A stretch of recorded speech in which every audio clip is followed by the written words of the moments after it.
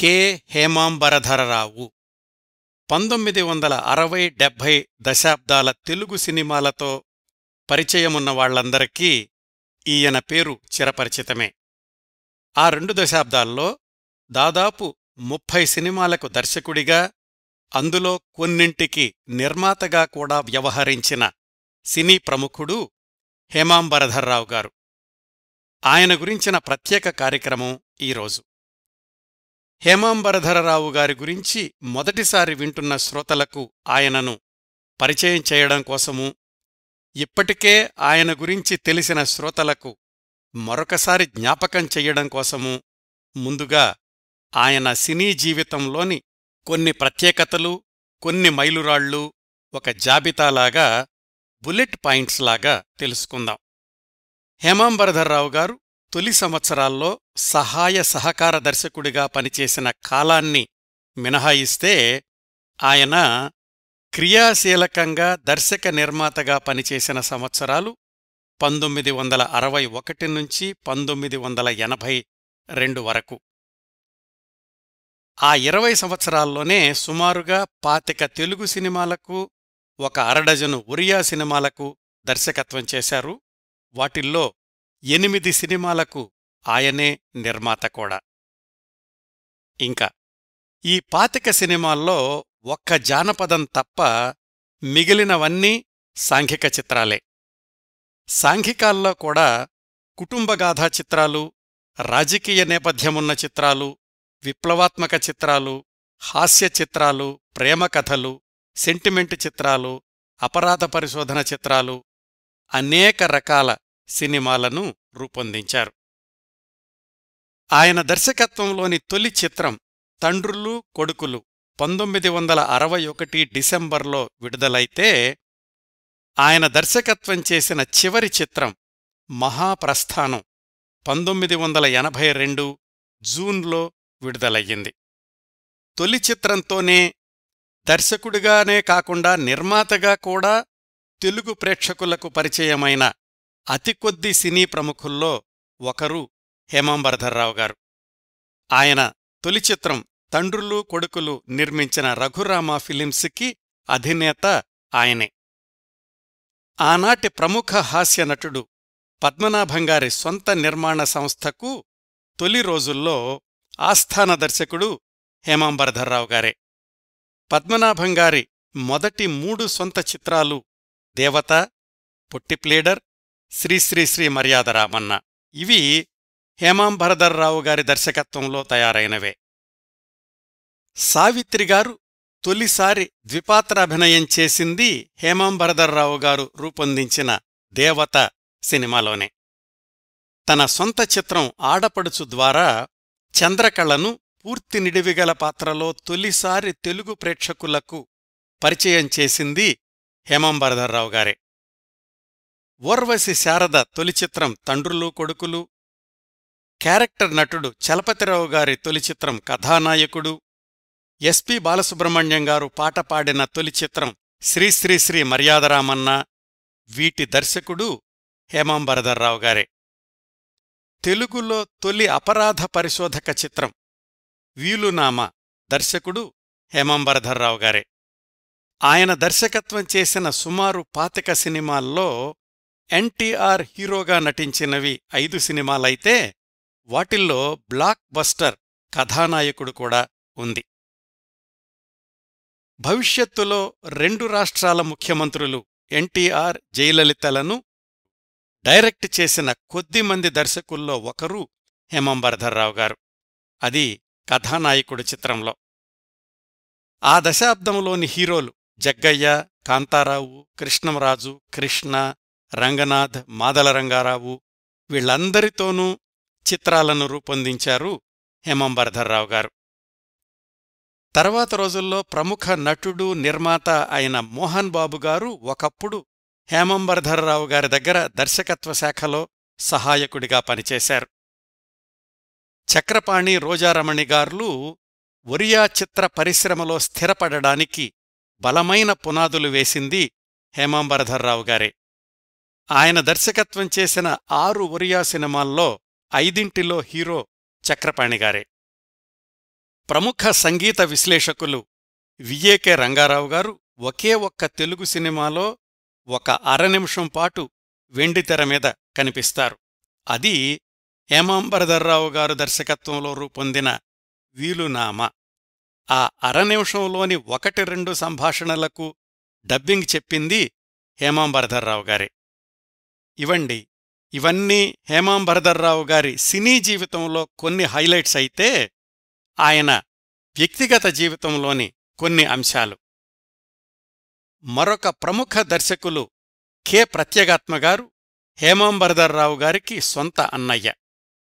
కొద్ది నెలలు అటూ ఇటుగా అన్నదమ్ములిద్దరి క్రియాశీలక సినీ జీవితం ఆ 2 దశాబ్దాలే కావడం ఇంకొక విశేషం. హేమాంబరధర్రావు గారి తొలి చిత్రానికి అన్నయ్య ప్రత్యేగాత్మగారు రచయితగా పనిచేశారు. అన్నయ్య ప్రత్యేగాత్మగారు హిందీలో రూపొందించిన బచ్పన్ చిత్రానికి హేమాంబరధర్రావు గారు సహనిర్మాత కావడం మరొక విశేషం. ఇంకొక ప్రముఖ దర్శకులు తాతినేని ప్రకాశరావు గారి చెల్లెల్ని హేమాంబరధరరావు గారు వివాహం చేసుకున్నారు. ఇంకా చాలా విశేషాలు సమగ్ర కథనంలో చెప్తాను. సంక్షిప్తంగా కొల్లి హేమాంబరధరరావు గారి సినీ వ్యక్తిగత జీవితాల్లోని కొన్ని హైలైట్స్. ఆయన జీవన రేఖల గురించి వివరించబోయే ముందు ఈ కార్యక్రమ రూపకల్పన కోసం నేను సంప్రదించిన వ్యక్తులు, వ్యాసాల జాబితా చెప్తాను.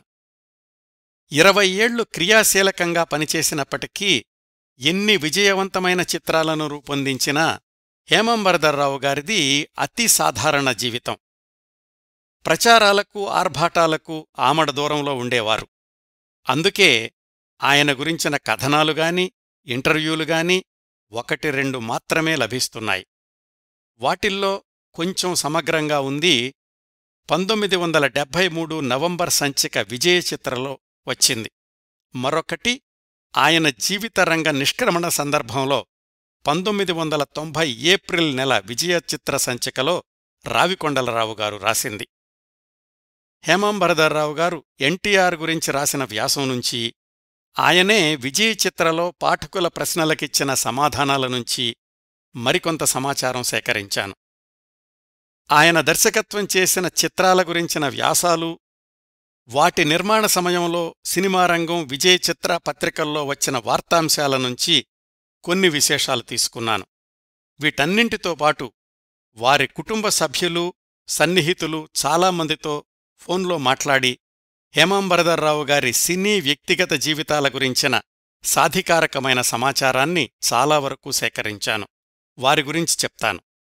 విజయవాడలో నివాసముంటున్న హేమాంబరధర్రావు గారి 2వ కుమార్తె కిరణ్ గారితోనూ, కెనడాలో నివాసముంటున్న చిన్న కుమార్తె, చిన్నల్లుడు అనూరాధ, వెల్లంకి గాంధీగార్లతోనూ, ఆస్ట్రేలియాలో ఉంటున్న వారి మేనల్లుడు రవి కొసరాజు గారితోనూ దాదాపు 2 గంటలు ఫోన్లో మాట్లాడాను. తాతినేని ప్రకాశరావు గారబ్బాయి, మరొక ప్రముఖ దర్శకుడు టిఎల్వి ప్రసాద్ గారు కొంత సమాచారం ఇచ్చారు. హేమాంబరధరరావు గారు దర్శక నిర్మాతగా రూపొందించిన చిట్టచివరి చిత్రం, విడుదల కాని చిత్రం పులి పంజాలో కథానాయకుడిగా నటించిన శివకృష్ణ గారితో ఫోన్లో మాట్లాడాను. ఆయన కొన్ని విశేషాలు చెప్పారు. వీళ్లను సంప్రదించడానికి నాకు సహాయం చేసిన మిత్రులు, ఆత్మీయులు మనీ చిత్ర దర్శకులు శివనాగేశ్వరరావు గారు, ఒకప్పటి జ్యోతి మాసపత్రిక సంపాదకులు, తెలుగు సినిమా రంగంలో విశేష అనుభవం ఉన్న వేమూరి సత్యనారాయణ గారు, జ్యోతి మాసపత్రిక స్థాపకులు రాఘవయ్య గారబ్బాయి న్యూజెర్సీలో ఉంటున్న జయదేవ్ గారు, వీళ్లందరితో మాట్లాడానండి. అంటే ఈ కార్యక్రమం రూపొందించడానికి నేను అమెరికాలో ఉండి విజయవాడ, హైదరాబాదు, కెనడా, ఆస్ట్రేలియా, అమెరికాలో ఉన్న వీళ్లందరితోనూ మాట్లాడాను. వీరందరికీ పేరు పేరున హృదయపూర్వక ధన్యవాదాలు తెలియచేస్తున్నాను. ఇప్పుడు హేమాంబరధర్రావు గారి జీవన రేఖల్లోకి వెళదాం. కృష్ణా జిల్లా గుడివాడ దగ్గర్లో ముదునూరు అనే ఒక గ్రామం ఉంది. ఆ ఊళ్ళో 100 ఏళ్ల క్రిందట కొల్లి కోటయ్య, అన్నపూర్ణ అనే దంపతులుండేవారు. కోటయ్య గారిది విలక్షణ జీవితం. ఆ రోజుల్లో వృత్తిరీత్యా ఆయుర్వేద వైద్యం చేస్తున్నప్పటికీ పురాతన గ్రంథాలు కూలంకషంగా చదివారు. యోగాసనాలు వేస్తుండేవారు. ఆసక్తి ఉన్నవాళ్లకి నేర్పుతుండేవారు.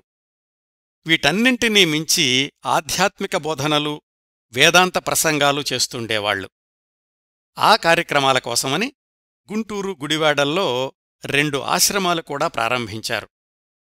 ఒక క్రమపద్ధతి ప్రకారం ఆ ఆశ్రమాలకు వెళ్లి చుట్టుపక్కల గ్రామాల ప్రజలకు ప్రవచన ప్రసంగాలిస్తుండేవాళ్లు. గుడివాడలోని రైల్వే స్టేషన్ ఎదురుగుండా ఉన్న కోటయ్యగారు ప్రారంభించిన ఆశ్రమంలో ఇంకా పూజాది కార్యక్రమాలు కొనసాగుతున్నట్లు సమాచారం. ప్రస్తుతం ఉందో లేదో తెలీదుగాని కొంతకాలం క్రిందటి వరకు కొల్లి కోటయ్యగారి పేరుమీద గుడివాడలో ఒక వీధి కూడా ఉండేది. ఆ రోజుల్లో కోటయ్యగారి విలక్షణ జీవన శైలి చాలామందిని ఆకర్షించేది, ఆదర్శంగా అనిపించేది. వారి సంతానానికి కూడా విలక్షణమైన పేర్లు పెట్టారు. ఆ దంపతులకు 4 అబ్బాయిలు, 2 అమ్మాయిలు, మొత్తం 6 సంతానం. పెద్దబ్బాయి గురుప్రసాదరావు తరువాతి రోజుల్లో ఆర్ఎంపీ డాక్టర్గా స్థిరపడ్డారు. రెండో సంతానం అమ్మాయి పరమహంస, మూడో సంతానం అబ్బాయి ప్రత్యేగాత్మ. ఆయనే తర్వాతి రోజుల్లో భార్యాభర్తలు, పునర్జన్మ, మనుషులు మమతలు, శ్రీమంతుడు లాంటి విజయవంతమైన చిత్రాల దర్శకుడు. 4వ సంతానం అమ్మాయి సుజ్ఞాన ప్రబోధిని. ఈమె భర్త కొసరాజు సుబ్బారావు గారు, వాళ్లబ్బాయి కొసరాజు రాజేంద్రగారులు కూడా తరువాతి రోజుల్లో తెలుగు సినీ పరిశ్రమలో నిర్మాతలుగా కొనసాగారు. కోటయ్య, అన్నపూర్ణగార్ల 5వ సంతానమే ఈరోజు మనం మాట్లాడుకుంటున్న హేమాంబరధర్రావు గారు. హేమాంబరధర్రావు గారి తమ్ముడు చైతన్యాత్మ. ఈయన కూడా గుడివాడ పరిసర ప్రాంతాల్లో ఆర్ఎంపీ డాక్టర్గా పనిచేశారు. ఇంకా హేమాంబరధర్రావు గారి విశేషాలకొస్తే, ఆయన పుట్టింది, తెలుగు సినిమా టాకీలు ప్రారంభమయ్యింది ఒకే సంవత్సరం 1932 కావడం యాదృచ్ఛికం. పుట్టిన ఊరు ముదునూరులో ప్రాథమిక విద్యాభ్యాసం అయ్యేసరికి వాళ్ల పెద్దన్నయ్య గురుప్రసాదరావు గారు కృష్ణా జిల్లాలోని మోపిదేవిలో ఆర్ఎంపీ డాక్టర్గా ప్రాక్టీస్ చేస్తున్నారు. హైస్కూలు చదువు కోసమని ఆయన వద్దకు పంపించారు తండ్రి కోటయ్యగారు. మోపిదేవికి దగ్గర్లో హైస్కూలు ఉన్న పెద్ద గ్రామం చల్లపల్లి. అక్కడ హేమాంబరధర్రావు గారి 6వ తరగతి చదువు మొదలయ్యింది. సుమారుగా 1942 ప్రాంతాల్లో అనుకోవచ్చు. అక్కడే సినిమాలు చూడడం కూడా అలవాటయింది. నాకు తెలిసిన 1970 సంవత్సరాలకే చల్లపల్లిలో 3 సినిమా హాళ్లుండేవి. 1942 ప్రాంతాలకే అంటే బహుశా 2 థియేటర్లు ఉండేవేమో. కొత్త సినిమాలు మొదటి రిలీజ్ రావడం చాలా అరుదుగా జరుగుతూ ఉండేది. సినిమా కొత్తదా పాతదా అనే వ్యత్యాసం లేకుండా హేమాంబరధర్రావు అనే 10-12 కుర్రవాడు చల్లపల్లిలో ఆడిన ప్రతి సినిమాని చూస్తుండేవారు. మొదట్లో ఎక్కువగా పౌరాణికాలు, పోనుపోను సాంఘిక చిత్రాలు అంటే ఆసక్తిగా ఉండేది. స్వర్గసీమ లాంటి సినిమాలను 10-15 సార్లు కూడా చూసిన సందర్భాలున్నాయట. హైస్కూల్లో క్లాసులవగానే ట్యూషన్కి వెళ్లడం, అది పూర్తి చేసుకుని మొదటి ఆట సినిమా చూసి నడుచుకుంటూ అన్నగారింటికి మోపిదేవి వెళ్లడం, ఇలా ఉండేవి హేమాంబరధర్రావు గారి చల్లపల్లి హైస్కూలు రోజులు.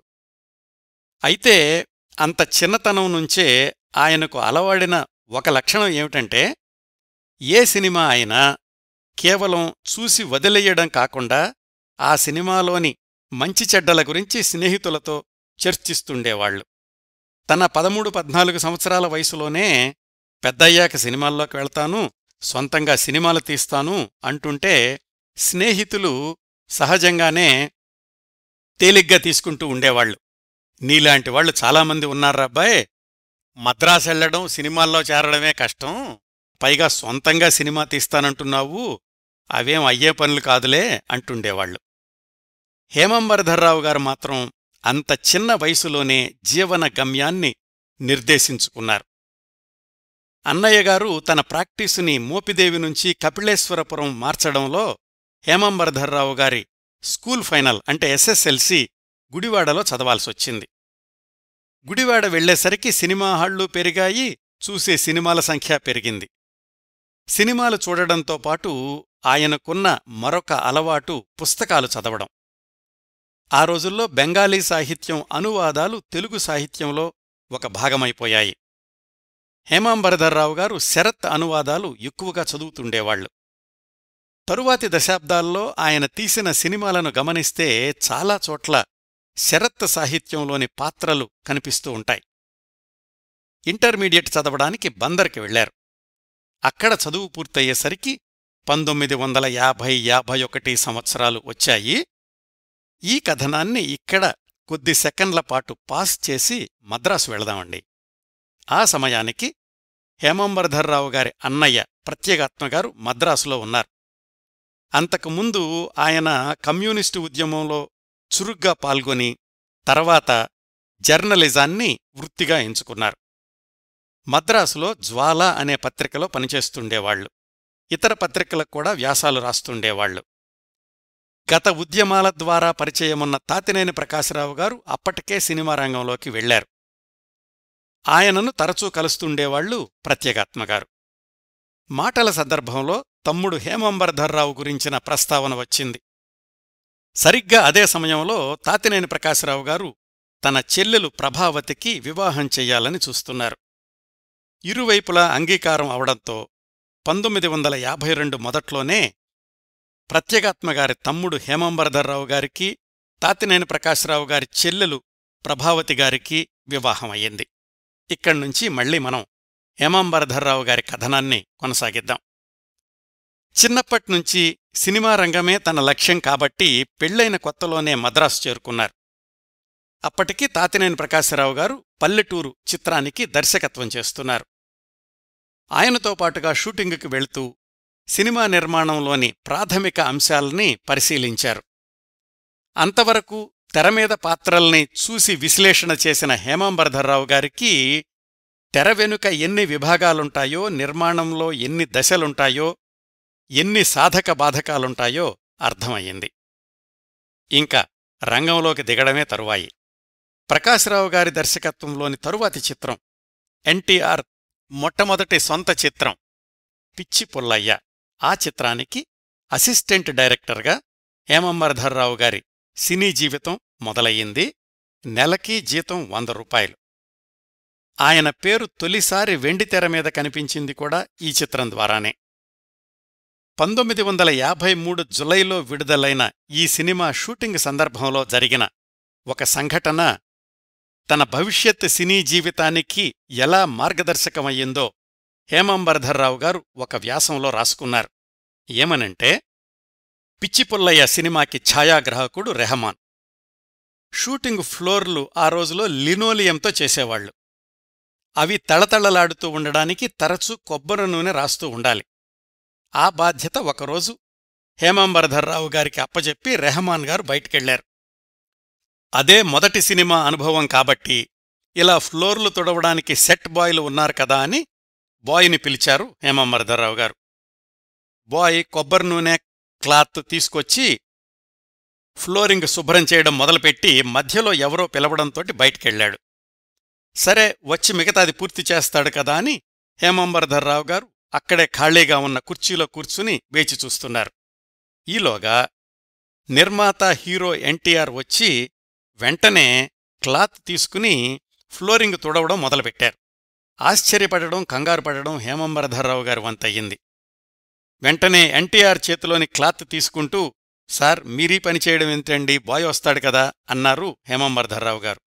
దానికి ఎన్టీఆర్ ఇచ్చిన సమాధానాన్ని హేమాంబరధర్రావు గారు జన్మలో మర్చిపోలేదు. ఎన్టీఆర్ ఏమన్నారంటే, తప్పేముంది బ్రదర్, మన ఇల్లు మనం శుభ్రం చేసుకోమా?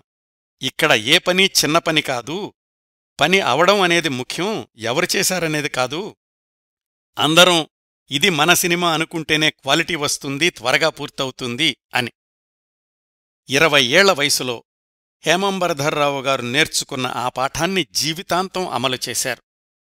ఆయన సన్నిహితుడు రావికొండలరావు గారు స్మృతి వ్యాసంలో రాశారు, హేమాంబరధర్రావు గారి షూటింగ్ అంటే అందరికంటే సెట్కి ముందొచ్చేది, అందరికంటే తర్వాత వెళ్లేది ఆయనే. సెట్లో ఏ పని చెయ్యాలన్నా ముందుండేవాళ్లు. ఇది నా పని, ఇది నా పని కాదు అని గిరిగీసుకుని ఉండేవాళ్లు కాదు. అందుకే హేమాంబరధర్రావు గారి సెట్లో అందరూ ఏ పని చెయ్యడానికైనా సిద్ధంగా ఉండేవాళ్లు అని. తొలి రోజుల్లోనే పరిశ్రమ పెద్దలతో కలిసి పనిచేసే అవకాశం రావడం హేమాంబరధరరావు గారి సినీ జీవితానికి విలువలున్న పునాది వేసింది. అట్లా మొదటి సినిమాలోనే ఎన్టీఆర్తో జరిగిన పరిచయం, ఆ తరువాత ఆయనతోటి 5 సినిమాలు రూపొందించడమే కాకుండా చివరి వరకు ఆ ఆత్మీయత కొనసాగింది. మరిన్ని వివరాలు టైంలైన్ ప్రకారం చెప్తాను. పిచ్చిపుల్లయ్య చిత్రానికి అసోసియేట్ డైరెక్టర్గా పనిచేసిన ఆయన పేరు ఎస్ రజనీకాంత్. అసోసియేట్ అంటే అసిస్టెంట్ కంటే ఒక మెట్టు ఎక్కువ. పిచ్చిపుల్లయ్య తర్వాత ఎస్ రజనీకాంత్ సొంతంగా దర్శకుడిగా ఎదిగి వదినగారి గాజులు చిత్రాన్ని ప్రారంభించారు. హేమాంబరధరరావు గారు రజనీకాంత్ గారితో కలిసి ప్రయాణించారు. వదినగారి గాజులు, కనకతార, భలేబావ, దీపావళి, సతీసులోచన మొదలైన చిత్రాలకు అసిస్టెంట్గానూ అసోసియేట్గానూ పనిచేశారు. వాటిల్లో దీపావళి, సతీసులోచన ఎన్టీఆర్ నటించిన చిత్రాలే. ఆ సమయంలో ఎన్టీఆర్తో బంధం మరింత బలపడింది. ఆ 2 సినిమాలకు హేమాంబరధరరావు గారు అసోసియేట్ డైరెక్టర్. సతీసులోచన చిత్ర నిర్మాణం చివరి దశలో ఉండగానే 1961లో హేమాంబరధరరావు గారు సొంత చిత్ర నిర్మాణం గురించి ప్రణాళికలు ప్రారంభించారు. అప్పటికి ఆయన సినిమాల్లోకొచ్చి 8 ఏళ్లయ్యింది. మధ్యలో దర్శకత్వం చెయ్యబనే అవకాశాలొచ్చాయి, కానీ సొంత సినిమా అయితే తను అనుకున్నట్లు తీయొచ్చు అనేది మొదటినుంచి ఆయన అభిప్రాయం. అందుకనే సరైన భాగస్వాములు, పెట్టుబడులు సమకూరేదాకా 8 సంవత్సరాలు వేచిచూశారు. ఈ 8 ఏళ్లలో ఆయన వ్యక్తిగత జీవితంలో 3 కుమార్తెలు జన్మించారు: పూర్ణ, కిరణ్, అనురాధ. పూర్ణగారు కాలం చేసి కొద్ది సంవత్సరాలయింది. ప్రస్తుతం 2వ కుమార్తె కిరణ్ విజయవాడలోనూ, ఆఖరి కుమార్తె అనురాధగారు కెనడాలోనూ నివసిస్తున్నారు. వాళ్ళిద్దరితోనే నేను ఫోన్లో మాట్లాడాను. ఇంకా హేమాంబరధరరావు గారి మొదటి సొంత సినిమా విశేషాలకొస్తే, ఒక అసోసియేట్ డైరెక్టర్ నిర్మాతగా మారడమనేది ఆ రోజుల్లో పెద్ద విశేషం. ఆ సినిమాకి ఆయనే దర్శకత్వం చేస్తున్నారంటే పరిశ్రమలో చాలామంది ఆశ్చర్యపోయారు. అయితే హేమాంబరధరరావు గారు ఎప్పుడూ తన స్థితి తను ఎరిగిన వ్యక్తి. ఆంగ్లంలో దాన్నే గ్రౌండెడ్ అంటారు. గ్రౌండెడ్ పర్సనాలిటీ ఆయనెప్పుడు. అందుకే సొంత నిర్మాణంలో జాగ్రత్తగా అడుగులు వేశారు. బ్యానర్ పేరు రఘురామ ఫిలిమ్స్ అని పెట్టారు. చాలామంది రఘురామ అనేది ఎవరైనా కుటుంబ సభ్యుల పేరేమో అనుకునేవాళ్లు. అది కాదండి. హేమాంబరధరరావు గారికి శ్రీరాముడి మీద ఉన్న భక్తితో, నమ్మకంతో తన బ్యానర్కి ఆ పేరు పెట్టుకున్నారు అని వాళ్లమ్మాయి కిరణ్ గారు చెప్పారు. అన్నయ్య ప్రత్యేగాత్మగారు కథ, మాటలు సమకూర్చారు. తరువాత రోజుల్లో ప్రముఖ నిర్మాత అయిన అట్లూరి పూర్ణచంద్రరావు గారు హేమాంబరధరరావు గారితో నిర్మాణ భాగస్వామిగా జత కలిశారు. మొదటి సినిమాలో తారాగణం బలం కంటే కూడా కథాబలాన్ని నమ్ముకున్నారు హేమాంబరధరరావు గారు. సినిమా పేరు తండ్రులు కొడుకులు. ఒక విధంగా చెప్పాలంటే గుమ్మడి, చదలవాడగార్లవి ప్రధాన పాత్రలు. చలం, కృష్ణకుమారి ఒక జంట, పద్మనాభం, అప్పటి నూతన నటి శారద ఇంకొక జంట. మధ్యతరగతి ఇబ్బందులు, పిల్లల ప్రేమలు, వాళ్ల పెళ్ళిళ్ళు, కట్నాల సమస్యలు, అపార్థాలు ఇలా సాగుతుంది తండ్రులు కొడుకులు చిత్రకథ. 1961 డిసెంబర్ 1న విడుదలయ్యింది. హేమాంబరధరరావు గారి చిత్రాల్లో మొదటనుంచి కూడా రొటీన్కి భిన్నంగా ఏదో ఒక ఆకర్షణ ఉంటుంది ఎక్కడో ఒకచోట. తండ్రులు కొడుకులు చిత్రంలో మొదట్లోనే 5 సమస్యాపూరణ పద్యాలుంటాయి. కప్పను చూడంగ పాము గడగడ వణికెన్, కన్న కొడుకు భర్త ఎయ్యనని మురిసెన్, ఇలాంటి సమస్యాపూరణ పద్యాల్ని కొసరాజుగారితో రాయించారు. వాటిని ప్రచార ప్రకటనల్లో కూడా ప్రముఖంగా వాడుకున్నారు. పాటలు కూడా శ్రావ్యంగా ఉంటాయి. యాదృచ్ఛికంగా హేమాంబరధరరావు గారి అన్నయ్య ప్రత్యేగాత్మగారు దర్శకుడిగా తొలి చిత్రం భార్యాభర్తలు కూడా 1961లోనే మార్చి 31న విడుదలయ్యింది. అన్నయ్య చిత్రం భార్యాభర్తలైతే తమ్ముడి చిత్రం తండ్రులు కొడుకులు. అయితే తండ్రులు కొడుకులు ఆర్థికంగా ఆశించినంత విజయం సాధించలేదు. కానీ హేమాంబరధరరావు గారు ఒక ప్రణాళికతో ఈ చిత్ర నిర్మాణాన్ని కొనసాగించడం వల్ల ఒక్క సినిమా ఆడకపోవడంతో సినిమా నిర్మాణాన్ని ఆపలేదు.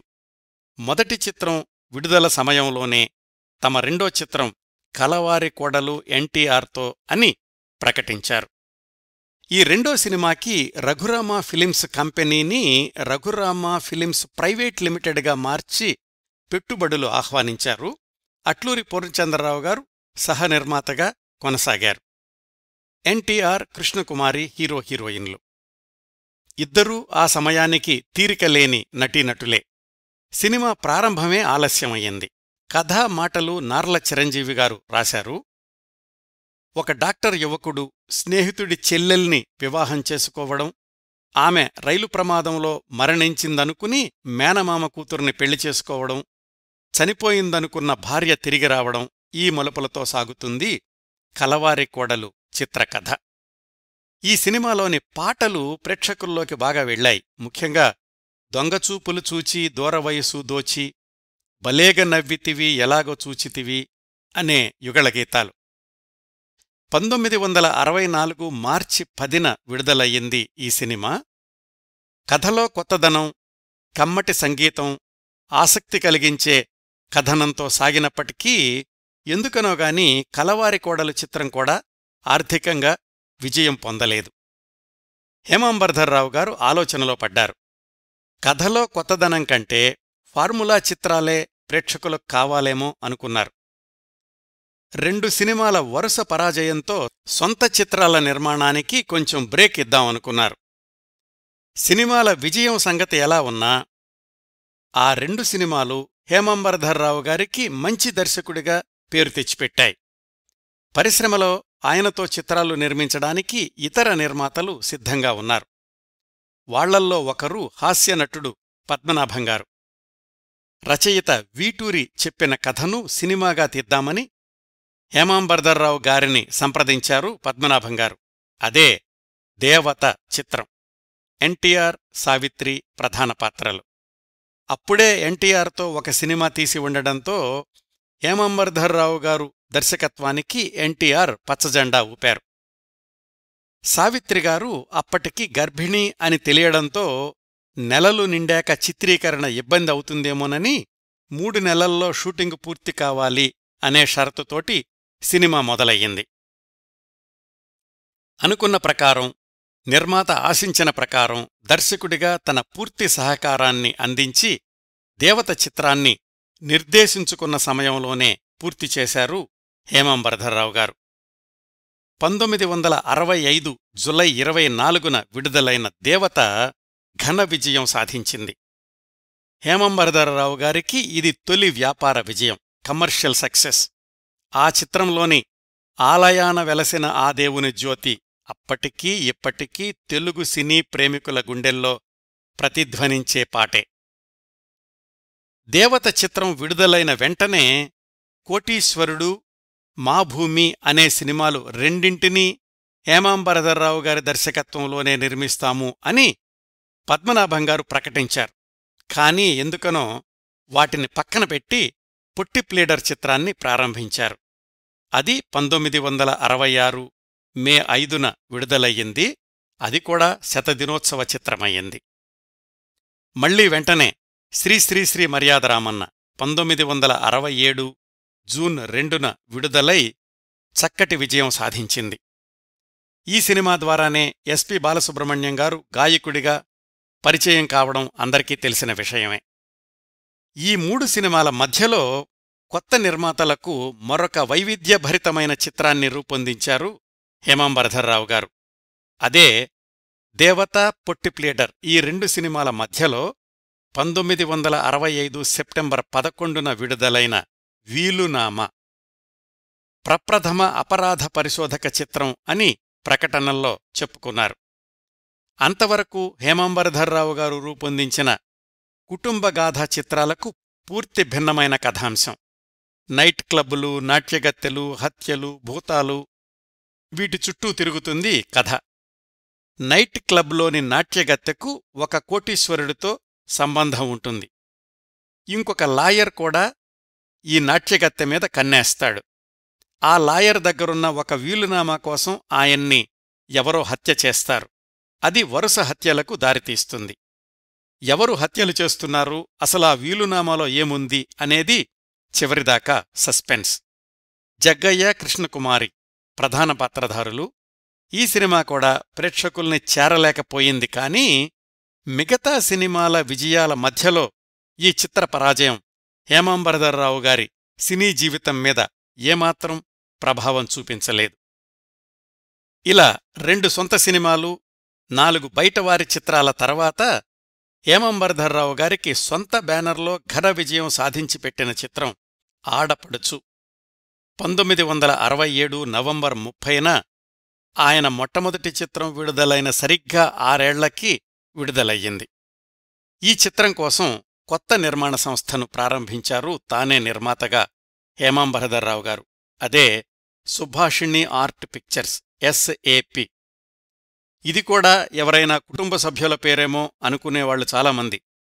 సుభాషిణి అంటే మంచి మాటలు చెప్పే స్త్రీ అని అర్థం. మంచి సినిమాలే తీయాలి, మంచి మాటలే మనిషి వ్యక్తిత్వానికి, మంచితనానికి పునాదులు అనే భావంతో తన కొత్త నిర్మాణ సంస్థకు సుభాషిణి అని పేరు పెట్టుకున్నారు. తమిళంలో ఘన విజయం సాధించిన ఎన్ తంగై చిత్రం ఆడపడుచుకి మాతృక. అయితే మధ్యలో 2 రూపాంతరాలు చెందింది ఆ కథ.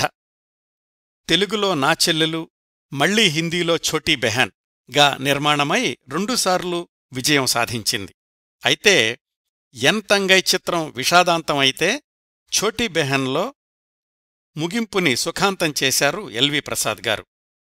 ఆ హిందీ స్క్రీన్ప్లేనే వాడుకుని అన్నయ్య ప్రత్యేగాత్మతో మాటలు రాయించుకున్నారు ఆడపడుచు చిత్రానికి. ఈ చిత్రం 5 కేంద్రాల్లో శతదినోత్సవాలు చేసుకుంది. కొన్ని చోట్ల 100 రోజులు మించి ఆడింది. హేమాంబరధరరావు గారికి మంచి లాభాలు తెచ్చిపెట్టింది. ఈ సినిమాలోని పాటలన్నీ అత్యధిక ప్రజాదరణ పొందినవే. ముఖ్యంగా అన్నా నీ అనురాగం అనే పాట. ఆ తర్వాత దాదాపు 20 ఏళ్లకి 1980 దశాబ్దం మధ్యలో ఈ పాట పల్లవినే పేరుగా తీసుకుని అన్నా నీ అనురాగం పేరుతో తన సినిమాల్లోని పాటలతో ఒక లఘు చిత్రాన్ని కూడా రూపొందించారు హేమాంబరధరరావు గారు. ఆడపడుచు సినిమా తర్వాత బయట నిర్మాతకు కాంతారావు, కాంచనలతో దేవకన్య అనే జానపద చిత్రాన్ని రూపొందించి ఇచ్చారు. అది ఒక మాదిరి విజయం సాధించింది. హేమాంబరధరరావు గారి సినీ జీవితంలో అత్యంత ఘన విజయం సాధించిన చిత్రం కథానాయకుడు. 1969 ఫిబ్రవరి 27న విడుదలయ్యింది. ఏలూరు దగ్గర్లోని దెందులూరుకు చెందిన కొడాలి గోపాలకృష్ణ అనే భూస్వామి తన పేరు మీదనే గోపాలకృష్ణ ప్రొడక్షన్స్ అనే నిర్మాణ సంస్థను ప్రారంభించి నిర్మించిన చిత్రం కథానాయకుడు. తన నిర్మాణ సంస్థ బ్యానర్కు చిత్రంలోని హీరో హీరోయిన్ల స్టిల్నే ఉపయోగించుకోవడం ఒక విశేషం. నిర్మాత సినీ రంగానికి కొత్త కాబట్టి నిర్మాణ బాధ్యతల్లో చాలా భాగం హేమాంబరధరరావు గారే చూసుకోవాల్సొచ్చింది. తెలుగు సినిమాల్లో పెద్ద మనుషులు చిత్రంతో ప్రారంభమైన విలన్ల కూటమి అనే సంప్రదాయం కథానాయకుడి చిత్రంతోటి ఊపందుకుంది. కథ, మాటలు, పాటలు, సంగీతం, ఎన్టీఆర్, జయలలిత, నాగభూషణం అన్ని కోణాల్లోనూ ప్రేక్షకుల్ని ఆకట్టుకుంది కథానాయకుడి చిత్రం. ఈ చిత్రంలోని ప్రతి పాట సూపర్ హిట్టే. ముళ్లపూడి వెంకటరమణ గారి కథకు భమిడిపాటి రాధాకృష్ణ గారు రాసిన సంభాషణలు తుపాకీ తోటాల్లాగా పేలాయి. ఈ చిత్రంతో మాటల రచయితగా భమిడిపాటి రాధాకృష్ణ గారు మొదటి వరసలోకొచ్చారు. రాష్ట్ర ప్రభుత్వ బంగారు నంది పురస్కారం ఒక ఎత్తైతే రిపీటెడ్ రన్స్లో కూడా నెలల తరబడి ప్రదర్శించబడడం కథానాయకుడు చిత్ర ప్రత్యేకత. జాగ్రత్తగా గమనిస్తే ఈ సినిమాలో ఎన్టీఆర్, జయలలితలకు యుగళగీతం అంటూ వేరే ఏమీ ఉండదు. అయితే ఎన్టీఆర్ హేమాంబరధరరావు గారిని అడిగారట, ఏం బ్రదర్, ఒక డ్యూయెట్ పెట్టొచ్చు కదా అని. ఆ పాత్ర వ్యక్తిత్వం రీత్యా కుదరదండి అని చెప్పారు హేమాంబరధరరావు గారు. పోనీ డ్రీమ్ సీక్వెన్స్ అయినా పెట్టండి అని ఎన్టీఆర్ అన్నారుగాని కథలో ఇమడదు అని నెమ్మదిగా నచ్చజెప్పి ఒప్పించగలిగారు హేమాంబరధరరావు గారు. ఈ సినిమా తమిళ హక్కుల కోసమని విజయా చక్రపాణి గారు హేమాంబర్ధర్రావు గారిని సంప్రదించారు. అదే సమయంలో ఎంజీఆర్ కూడా ఎన్టీఆర్ ద్వారా హేమాంబర్ధర్రావు గారిని అడిగించారు. చక్రపాణి గారి గురించి చెప్పారు హేమాంబర్ధర్రావు గారు. వాళ్లు కూడా ఎన్టీఆర్కి కావలసిన వాళ్లే. సరే, మీ ఇష్టం, మీరే ఆలోచించుకోండి అన్నారు ఎన్టీఆర్. చివరికి ఎలాగైతే కథానాయకుడు తమిళ వర్షన్ నమ్నాడు విజయా వాళ్లే ఎంజీఆర్తో నిర్మించారనుకోండి. ఆడపడుచు, కథానాయకుడు చిత్రాల ఘన విజయం హేమాంబర్ధర్రావు గారిని ఆర్థికంగా నిలబెట్టింది. ఆ సినిమాలపైన వచ్చిన లాభాలతోనే మద్రాసులో సుభాషిణి ప్రివ్యూ థియేటర్ అనే థియేటర్ని సొంతంగా నిర్మించుకున్నారు హేమాంబర్ధర్రావు గారు. కథానాయకుడు తర్వాత మళ్లీ తన సొంత బ్యానర్ సుభాషిణి పిక్చర్స్లో ఆయన నిర్మించి దర్శకత్వం చేసిన చిత్రాలు అదృష్టజాతకుడు, వింత దంపతులు, ఇంటి దొంగలు ఇలాంటివి. ఇవి ఒక మాదిరి విజయం సాధించాయి. 1973 నుంచి హేమాంబర్ధర్రావు గారు రూపొందించిన చిత్రాల విజయాల శాతం బాగా తగ్గింది. ఈ ఒక మాదిరి సినిమాల మధ్యలోనే 1970లో హిందీలో బచ్పన్ అనే సినిమాకి సహనిర్మాతగా ఉన్నారు హేమాంబర్ధర్రావు గారు. అధికారికంగా నిర్మాత, దర్శకుడు వాళ్లన్నయ్య ప్రత్యేగాత్మగారే కాని ఆ సినిమాకి ఎక్కువ పెట్టుబడి హేమాంబర్ధర్రావు గారిదే. అప్పటికే ప్రత్యేగాత్మగారికి హిందీ రంగంలో ఉన్న పేరు దృష్ట్యా ఆయన పేరుతోటే ఆ చిత్రం నిర్మాణమై విడుదలయ్యింది. అయితే బచ్పన్ సినిమా విడుదలలో జరిగిన పొరపాటు వల్ల ముందుగా ఒక ఏరియాలో మాత్రమే విడుదల చేశారు. అక్కడ స్పందన సరిగా లేకపోవడమనేది మిగతా ఏరియాల్లో రిలీజ్ మీద ప్రతికూలంగా పనిచేసింది. మొత్తం మీద బచ్పన్ చిత్రం అత్యధిక నష్టాలను మిగిల్చింది. ఆ సినిమా నష్టాలు ఆ తరువాత 1973 నుంచి సినిమాలు వరుసగా పరాజయం పాలవడంతో 1970 దశాబ్దం చివరికొచ్చేసరికి హేమాంబర్ధర్రావు గారి సినీ జీవితం ఒడుదుడుకుల్లో పడింది. మాదిరెడ్డి సులోచన గారి నవల అంతం చూసిన అసూయని పరివర్తన అనే పేరుతోటి కృష్ణంరాజు, జమున ప్రధాన పాత్రధారులుగా 1975లో విడుదల చేశారు. నవల పేరు తెచ్చుకున్నప్పటికీ సినిమా క్లాస్ అనే ముద్ర పడడంతో పరాజయం పాలయింది. 1976లో బయట నిర్మాతలకు తీసిపెట్టిన ముగ్గురు మూర్ఖులు హాస్య చిత్రం ఒక మాదిరిగా విజయం సాధించింది. ఆ అనుభవంతో 1980లో సుబ్బారాయుడు సుబ్బలక్ష్మి అనే హాస్య సినిమాని రూపొందిస్తే అది పరాజయం పాలయింది. ఈ వెలుగు నీడల కాలంలోనే హేమాంబర్ధర్రావు గారికి ఒరియా చిత్రరంగం నుంచి పిలుపొచ్చింది. 77లో 2, 78లో 4 ఒరియా సినిమాలకు దర్శకత్వం చేశారు. అందులో చాలా వరకు ఆయన తెలుగు చిత్రాలకు రీమేక్సే. వాటిల్లో కొన్నింటి పేర్లు పునర్మిలన్, ఝిమిలి, కులచంద్రమ, పరివార్ మొదలైనవి. అవి ఒరియాలో బాగానే ఆడినప్పటికీ దర్శకుడిగా హేమాంబర్ధర్రావు గారికి వచ్చిన పారితోషికం చాలా తక్కువ. వాటికి నిర్మాతలు వేరేవాళ్లు. ఈ క్రమంలో 1982లో మాదల రంగారావు గారు ప్రధాన పాత్రలో హేమాంబర్ధర్రావు గారి రెండవ అల్లుడు దుర్గాప్రసాద్ గారు మహాప్రస్థానం చిత్రాన్ని నిర్మించారు. అది కూడా పరాజయం పాలైంది. ఈ మహాప్రస్థానం సినిమాకి మహాకవి శ్రీశ్రీ సమర్పకుడిగా వ్యవహరించడమే కాకుండా మాటలు పాటలు కూడా పూర్తిగా శ్రీశ్రీగారే సమకూర్చారు.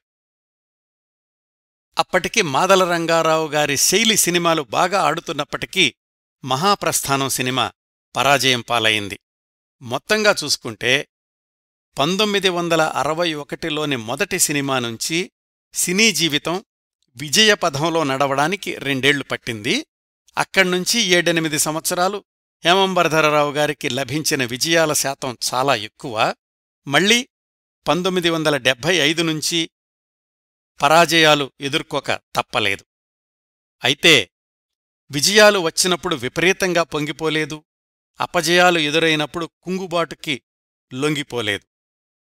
కాకపోతే సంపాదించిన స్థిరాస్తులు వదులుకోక తప్పని పరిస్థితుల్లో కూడా స్థితప్రజ్ఞుడిగానే ఉండేవారు హేమాంబర్ధర్రావు గారు. ఆయన సరళ జీవనం గురించి, భేషజం లేని వ్యక్తిత్వం గురించి, అందర్నీ ఆకర్షించే మంచితనం గురించి ఆయన సన్నిహిత మిత్రుడు రావికొండలరావు గారు కొన్ని సంఘటనలు రాశారు. హేమాంబర్ధర్రావు గారు ఎవర్నీ గట్టిగా కోప్పడేవారు కాదు. ఎంత చేదు విషయమైనా, కఠినమైన సంగతైనా నెమ్మదిగానే చెప్పేవాళ్లు. ఆయన గొంతులో నెమ్మదితనం తప్ప గాంభీర్యం అనేది ఎవరూ ఎప్పుడూ ఎరగరు. నడిచేటప్పుడు కూడా క్రిమికీటకాదులకు హాని కలుగుతుందేమో అన్నట్లుగా జాగ్రత్తగా, నిశ్శబ్దంగా, నెమ్మదిగా అడుగులు వేస్తుండేవాళ్లు. దర్శకుడిగా పనిచేసినప్పుడు ఎవర్నీ పారితోషికం గురించి గట్టిగా అడిగేవాళ్లు కాదు. ఎవరైనా ఇవ్వకపోయినా, ఇవ్వలేకపోయినా వాళ్లని నిలదీసిన సంఘటనలు కాని, వెంటపడిన సన్నివేశాలు కాని ఎవ్వరూ చూడలేదు. తన నిర్మాణంలోని సినిమాలకు పనిచేసిన వాళ్లకు ఒకవేళ ఒక సినిమాకి పారితోషికం ఇవ్వడం ఆలస్యమైనా మళ్లీ తన చేతికి డబ్బులు రాగానే వెంటనే తీసుకెళ్లి అడక్కుండానే వాళ్లకి ఇచ్చేస్తుండేవాళ్లు. ఒక సినిమా షూటింగ్ సందర్భంలో నాగభూషణం గారు 2 గంటలు ఆలస్యంగా వచ్చారట. హేమాంబర్ధర్రావు గారు మారు మాట్లాడకుండా కూల్గా షాట్కి రెడీయేనా అని అడిగారు. దానికి స్పందనగా నాగభూషణం గారు ఆలస్యంగా వచ్చానండి, కాస్త కోప్పడొచ్చు కదా అన్నారట. దానికి హేమాంబర్ధర్రావు గారి చిరునవ్వే సమాధానమయ్యింది. ఇలాగైతే ఎలా డైరెక్టర్ గారు అని రెట్టించిన నాగభూషణం గారికి, పర్వాలేదండి, ఏదో అర్జెంటు పనుంటేనే ఆలస్యమై ఉంటుంది, అర్థం చేసుకోగలను అని సమాధానమిచ్చారట హేమాంబర్ధర్రావు గారు. అట్లాగే ఆయన గురించి వారి చిన్నల్లుడు గాంధీగారు చెప్పిన మరికొన్ని సంగతులు. హేమాంబర్ధర్రావు గారు భార్యా పిల్లల్ని కూడా ప్రేమతో పాటు గౌరవంగా చూసేవాళ్లు. ఆయన సినిమాల్లోని చాలా కథల్లో స్త్రీ పాత్రలకే ప్రాధాన్యత ఉండేది. సినిమా పేర్లు కూడా అలాగే: దేవత, ఆడపడుచు, కలవారి కోడలు, దేవకన్య ఇలా. తన అసోసియేట్స్ని, అసిస్టెంట్స్ని సొంత కుటుంబ సభ్యుల్లాగా చూసుకునేవాళ్లు. ఆ రోజుల్లో ఇంట్లో టెలిఫోన్ ఉండడమంటే లగ్జరీ విషయం. తన అసిస్టెంటులందరికీ టెలిఫోన్ కనెక్షన్లని ఇప్పించారాయన. విచిత్రమైన విషయం ఏమిటంటే, ఆయన సమకాలీనులు చాలామంది తమిళంలో సినిమాలు నిర్మించినప్పటికీ హేమాంబర్ధర్రావు గారు ఒక్క తమిళ చిత్రానికి కూడా దర్శకత్వం చెయ్యలేదు. 1980 దశాబ్దం చివర్లో సినిమా అవకాశాలు తగ్గి ఆర్థిక ఇబ్బందుల్లో ఉన్నప్పుడు కూడా ఆనాటి ముఖ్యమంత్రి ఎన్టీఆర్ గారిని ఎప్పుడూ కలుసుకోలేదు, సహాయం అడగలేదు. ఒక్కసారి మాత్రం హైదరాబాదు వెళ్ళినప్పుడు అభిమానపూర్వకంగా కలుసుకుందామని ఎన్టీఆర్ గారి ఆఫీసుకు ఫోన్ చేస్తే వెంటనే రమ్మన్నారు. ఎన్టీఆర్ గారు ఆత్మీయంగా హేమాంబర్ధర్రావు గారిని తన వ్యక్తిగత ఆఫీసులోకి తీసుకెళ్లి విశ్వామిత్ర స్క్రిప్టు చూపించి అరగంటసేపు మాట్లాడారు. బయటనున్న అధికారులు మాత్రం ఎవరైనా ముందు పర్మిషనుందా, సెక్యూరిటీ స్క్రీనింగ్ అయ్యిందా అని హైరానా పడుతుంటే ఎన్టీఆర్ గారే స్వయంగా హేమాంబర్ధర్రావు గారిని బయటకు తీసుకొచ్చి కారుదాకా పంపించారు. ఆశ్చర్యపోవడం అధికారుల వంతయిందనుకోండి. చివరి వరకు అంత గౌరవాన్ని నిలబెట్టుకున్నారు అందరి దగ్గర హేమాంబర్ధర్రావు గారు. 1984 మార్చిలో ఆనాటి యాక్షన్ సినిమాల ట్రెండ్కి తగినట్లుగా ఒక సినిమా తీద్దామని స్క్రిప్టు సిద్ధం చేసుకున్నారు.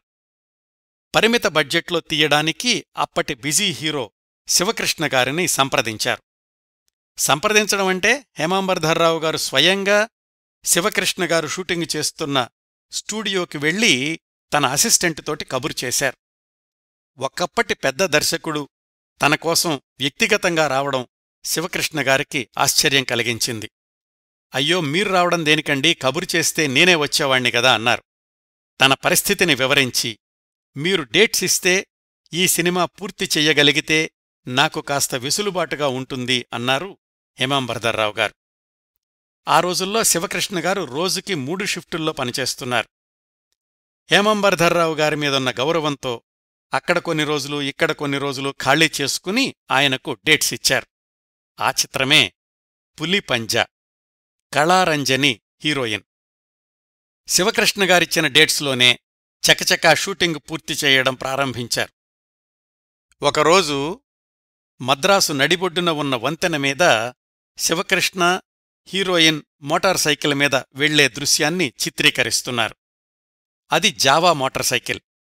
దాంతో అనుభవం ఉన్న శివకృష్ణగారు చెప్పారట, ఇది ఎప్పుడు ఏ ట్రబుల్ ఇస్తుందో నమ్మలేమండి, వేరే మోటార్ సైకిల్ ఏదైనా తెప్పించండి అని. అయితే అప్పటికున్న బడ్జెట్ పరిమితుల వల్ల దాంతోనే షూటింగ్ కొనసాగించక తప్పలేదు. 2-3 షాట్స్ చిత్రీకరణ బాగానే ఉంది కానీ తరువాతి షాట్లో ఉన్నట్టుండి ముందు చక్రం ఊడిపోయింది. శివకృష్ణ, కళారంజని ఇద్దరూ రోడ్డు మీద పడిపోయారు. శివకృష్ణగారికి ఏమీ కాలేదు కానీ హీరోయిన్ కళారంజనికి వీపు పట్టెయ్యడంతో 2 నెలలపాటు ఆసుపత్రిలో ఉండాల్సొచ్చింది. అట్లా పులిపంజా షూటింగ్ ఆలస్యమయ్యింది. ఎలాగైతే 1984 చివరకో 85 మొదట్లోనో ఫస్ట్ కాపీ వచ్చింది. పంపిణీదారులకు చూపించారు. దురదృష్టవశాత్తు ఆ పులిపంజా సినిమా విడుదల కాలేదు. ఆ సినిమా పాటలు ఇప్పటిక్కూడా ఇంటర్నెట్లో జియో సావన్లో ఉన్నాయండి. చివరి రోజుల్లో ఈ సినిమా విడుదల కాకపోవడం అనేది హేమంబర్ధరరావు గారికి మానసికంగా పెద్ద దెబ్బ. దాని తర్వాత కూడా కొంతమంది కొత్త నిర్మాతలు, కొత్త నటీనటులతో హేమంబర్ధరరావు గారి దర్శకత్వంలో ప్రతి రాత్రి ఒక చరిత్ర అనే సినిమాను ప్రారంభించారు. ఆ సినిమా 10% కూడా పూర్తి కాకుండానే హేమంబర్ధరరావు గారి ఆరోగ్యం బాగా దెబ్బతింది. అంతకు ముందు ఒకసారి రావికొండలరావు గారితో అన్నారట, డాక్టర్లు హార్ట్ ఎన్లార్జ్ అయిందని అంటున్నారండి అని. అవునండి, మీది విశాల హృదయం కదా అన్నారు హాస్యంగా రావికొండలరావు గారు. హేమంబర్ధరరావు గారికున్న ధూమపానం అలవాటు ఆయన ఊపిరితిత్తుల్ని బాగా దెబ్బతీసింది. 1989 చివర్లో ఆసుపత్రిలో చేరక తప్పలేదు. సుమారుగా 3 నెలలపాటు చాలా ఇబ్బంది పడ్డారు. 1990 మార్చి 6 సాయంకాలం 57 సంవత్సరాల వయసులోనే 100 ఏళ్లూ నిండాయనుకుని తొందరపడి ఈ లోకం నుంచి నిష్క్రమించారు హేమంబర్ధరరావు గారు. తాతినేని ప్రకాశరావు గారబ్బాయి టిఎల్వి ప్రసాద్ గారు హేమంబర్ధరరావు గారికి అత్యంత సన్నిహితుడైన కుటుంబ సభ్యుడు. ఆ రోజు దృశ్యాన్ని గుర్తుచేసుకుంటూ ప్రసాద్ గారు చెప్పారు, ఆయన భౌతిక కాయాన్ని మేడమీద నుంచి క్రిందకు దించిన వాళ్లల్లో నేనూ ఒకణ్ణి అని. హేమంబర్ధరరావు గారు నిశ్శబ్దంగా విజయాలను సాధించారు. ఆయన సినిమాల విజయాలకు ప్రచారం వచ్చిందే కాని ఆయనకు ఎక్కువ ప్రచారం రాలేదని ఆయనెప్పుడూ విచారించలేదు, రావాలని ఆయనెప్పుడూ ప్రయత్నించలేదు. చివరి దశాబ్దంలోని ఇబ్బందుల్ని కూడా నిశ్శబ్దంగానే భరించారు. ఎవరి దగ్గర చెప్పుకోలేదు, ఎవరి దగ్గర చెయ్యిజాచలేదు. చిట్ట చివరి వరకు ఆత్మాభిమానమే సంపదగా జీవించారు. ఆయన సినీరంగంలో ఉండగానే 1980 కల్లా 3 ఆడపిల్లలకు పెళ్లిళ్లు చేసేశారు. వాళ్లు జీవితాల్లో స్థిరపడడం చూశారు. అది ఆయనకు అత్యంత సంతృప్తికరమైన విషయం. ఆయన ఎన్ని ఇబ్బందుల్లో ఉన్నా ఆయన శ్రీమతి ప్రభావతి గారు కుటుంబాన్ని నేర్పుగా నడుపుకుంటూ వచ్చారు. ఆయన విజయాల్లో శ్రీమతి ప్రభావతి గారికి భాగస్వామ్యముంది. ఆయన అపజయాల దశలో ప్రభావతి గారి సమర్థత కుటుంబ సభ్యులందరికీ కొండంత అండగా నిలిచింది. ప్రభావతి గారు కూడా 10 సంవత్సరాల క్రిందటే కన్నుమూశారు. హేమంబర్ధరరావు గారి తీరని కోర్కెలు కొన్నున్నాయండి. వాటిల్లో ఒకటి సమగ్ర తెలుగు సినిమా చరిత్ర అనే పుస్తకం రాయడం, ఇంకొకటి ఎన్టీఆర్ జీవిత చరిత్రను సినిమాగా నిర్మించడం. అవి నెరవేరక ముందే చాలా తొందరగా జీవితాన్ని చాలించారాయన. హేమంబర్ధరరావు గారిని చాలా తక్కువ మందే గుర్తుంచుకుని ఉండొచ్చు కానీ ఒక ఆడపడుచు, ఒక దేవత, ఒక కథానాయకుడు ఇలాంటి సినిమాల రూపంలో ఆయన ఎప్పుడూ నిలిచే ఉంటారు, నిశ్శబ్దంగా, గౌరవంగా. ఇవండి అలనాటి మంచి చిత్రాల దర్శకుడు కొల్లి హేమంబర్ధరరావు గారి గురించి నేను సేకరించి మీకు అందించగలిగినన్ని విశేషాలు. ఈ కార్యక్రమాన్ని ఇంతటితో ముగిస్తానండి. ఈ కార్యక్రమాలను ఆదరించి అభిమానిస్తున్న శ్రోతలందరకు హృదయపూర్వకంగా ధన్యవాదాలు తెలియచేస్తున్నాను. వచ్చేవారం మరొక మంచి కార్యక్రమంతో కలుసుకుందాం. అంతవరకు నవ్వుతూ ఉండండి. మీ నవ్వులు 10 మందికి పంచండి. ప్రస్తుతానికి మీ వద్ద సెలవు తీసుకుంటోంది సదా మీ ఆదరాభిమానాలను కోరుకునే మీ కిరణ్ ప్రభ.